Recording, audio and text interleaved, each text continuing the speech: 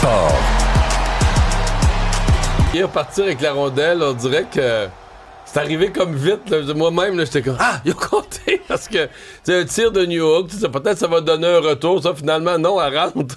Incroyable. Oui, moi aussi, j'étais sur le bout de mon siège. Il faut dire qu'Alex Carrier, tu le mentionnes, mais il a joué un excellent match hier, une très bonne série aussi, mais prolongation, match numéro 7. C'est-tu pas le summum de l'expérience du sport que le sport peut nous offrir? Je veux dire, c'était absolument incroyable. J'ai pas réussi à dormir énormément, je te l'avoue. L'adrénaline, le stress, tout ça réuni. Les Sabres qui ont respecté leurs statistiques, qui n'avaient pas gagné de match numéro 7 depuis 1997. Et les Canadiens qui ont rebondi. Ils ont tout fait quand même, les Sabres. C'est crève-cœur pour eux parce que ils ont remonté. En fait, ils ont joué un match samedi soir. Ils ont déculotté le Canadien. Hier, font de remonter, perdaient 2-0, ramènent ça en prolongation. Et honnêtement, moi, je sentais bourdonner, on sentait que ça s'en venait. Le but de Dahlin, là, il y avait eu 3-4 miracles de Dobèche juste avant, mais on le sentait que les Sabres allaient... Oui, on le sentait qu'il allait créer l'égalité. Mais encore une fois, après une défaite, le Canadien rebondit et... Oui, des matchs en dents de scie, on en a eu plusieurs tout au long de la saison, mais toujours on trouve une façon de compétitionner jusqu'à la toute fin et de profiter de l'occasion qui finalement te mène en finale de l'Est. Alex Newhook, encore une fois. Je pense deux matchs numéro 7, le même marqueur du but gagnant. Là, l'autre, c'était pas en prolongation, c'était dans le match, mais quand même. Quand même, contre le Lightning de Tampa Bay, alors que le Canadien avait eu aucun tir en deuxième période. Là. Souvenons-nous à quel point ils avaient été dominés par le Lightning. Un peu comme à l'image du match d'hier, dans le sens où les Sabres ont dominé en deuxième, puis c'est Dobèche qui les a tenus. Par contre, en prolongation... c'est-à-dire que les Sabres, je dirais même après leur but égalisateur, ils ont comme levé le pied un peu, sont devenus plus prudents. Tu sais, le 2-2, on dirait qu'ils étaient plus prudents, plus nerveux, en se disant, là, on a tout donné pour créer l'égalité, là, faut plus qu'on prenne de risques. Et là, il y avait des chances de chaque côté. C'était plus balancé après le 2-2. Oui, puis moi, pendant un moment du match, on se disait, est-ce que les Canadiens ont encore du jus dans le réservoir parce qu'ils ont tellement joué des matchs émotifs, ils se font brasser aussi, ça reste que la plupart de ces joueurs-là sont probablement blessés. Et là, de les voir ressortir de la prolongation avec autant d'énergie, on se disait, OK, ils en ont encore à nous offrir. Puis finalement, tu vois, justement, le vent a tourné assez rapidement. Mais je reviens à Dobèche. Il y a 2 ou 3 arrêts miraculeux là-dedans qui font en sorte que le Canadien est demeuré. 37 arrêts hier. Ouais. Et en prolongation, il n'y a pas eu de miraculeux. Non. Mais il y a eu un 2 contre 1. Moi, ce qui m'a frappé, c'est qu'il a été stable. Tu étais confiant, tu le voyais en prolongation. Il avait pas l'air d'un gars nerveux. Il avait l'air vraiment, en fait, je dirais plus solide que ce qu'on avait vu de lui. Parce que pour moi, les matchs 4, 5 et 6, c'est plus le même Dobèche, là. Il y avait... Ou après, je serais tenté de dire après le but, la zézette qui a frappé l'entrée de la Zamboni, puis qu'il l'a... Tu sais, il a donné 2 fois 6 buts, dont la deuxième fois, le match était... Mais 6 buts, le match était pas fini, il a fallu l'enlever du but.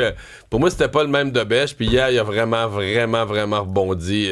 De la meilleure des façons. Puis tu vois, moi, je me demandais à un certain moment, il est peut-être brûlé aussi, là. Tu sais, le pauvre gars, il a 21 ans, gardien recru. Écoute, il est testé, il y a du trafic devant lui. Non seulement il fait des arrêts, mais il est tout le temps là en train de se défendre puis donner des petits coups de bâton. Puis finalement, hier, après la rencontre, il a dit, moi, fatigué, je peux jouer encore 40 autres games, il n'y a pas de problème. Fait que c'est de bonne augure pour la finale de l'Est. Mais encore une fois, hier, je veux dire, il devient un candidat intéressant en tabarouette pour le Conn Smythe. Si le Canadien devait se rendre encore loin, là, s'il y a des gens qui ignoraient encore qui est Jakub Dobèche dans les dernières semaines, sur la planète hockey, c'est lui la discussion, là. T'amènes beaucoup le sujet de l'énergie, de la fatigue qui va se poser en entrant dans la finale de conférence contre l'équipe à peu près la plus reposée de l'histoire des séries de la Coupe Stanley. En 4 contre Ottawa, en 4 contre Philadelphie, avec une permission de la Ligue de commencer la série avant que le premier tour soit même fini. Ils vont avoir eu 12 jours de repos, là. Pire que ça, Mario, en 36 jours, ils vont avoir joué 8 matchs. C'est incroyable. Alors que le Canadien vient de jouer 2 séries de 7 matchs. Puis, je pense que Et de la prolongation. Ouais, tout entraîneur, tout joueur te dirait que le plus grand luxe dans une série éliminatoire, c'est la santé. Donc, évidemment que là, il y a un avantage Hurricanes absolument phénoménal parce que là, tous tes joueurs ont pu être reposés 12 jours. Ils ont même eu 2 jours de congé complet à un certain moment là, entre la deuxième ronde et la troisième ronde, ce qui veut dire que on a eu du temps en famille, on a eu le temps de décrocher, on a eu le temps de penser à d'autres choses, de revenir à sa vie normale. Le corps se répare aussi, les petites blessures, les bleus, tout ça se répare. La tête aussi, tu sais, des fois, juste de ressortir du match, puis OK, on revient. Par contre, moi, j'adore les histoires de rédemption et de sous-estimer et tout ça, et souvent, dans l'adversité, j'ai l'impression que c'est là qu'on apprend les leçons importantes pour se rendre jusqu'au bout. Parce que la Caroline, ils n'ont jamais eu peur. Là. Ils n'ont jamais perdu, ils n'ont pas perdu un match, ils n'ont jamais été dans le trouble. Un match contre Philadelphie qui ont fait une remontée, qui ont été dans le trouble un peu. Sinon, ils ont toujours été en contrôle de toute la situation du début à la fin.